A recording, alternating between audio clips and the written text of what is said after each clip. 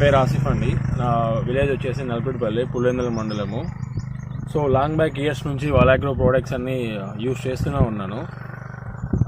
నేను అబ్జర్వ్ చేసింది గల అయితే లైక్ వలాగ్రో ప్రోడక్ట్స్ మంచి రిజల్ట్స్ ఇస్తాయి.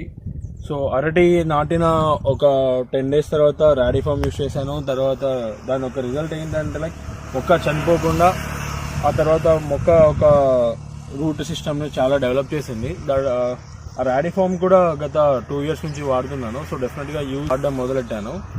సో తర్వాత మిర్చికి వస్తే కన్నా 25 to 30 days మధ్యలో ఖచ్చితంగా గత 3 years నుంచి ఎంసీ ఎక్స్ట్రా డెఫినెట్గా యూజ్ చేస్తాను. 30 days నుంచి అదొక రిజల్ట్ చాలా గట్టిగా ఉంటుంది. ఎంసీ ఎక్స్ట్రా అనే రిజల్ట్ ఒక రిజల్ట్ అంటే ఏంటంటే లైక్ అది మొక్క యొక్క బ్రాంచెస్ని చాలా ఎక్కువ రావడము, ఆ బ్రాంచెస్ నుంచి పూత రావడానికి చాలా హెల్ప్ఫుల్ అవుతుంది.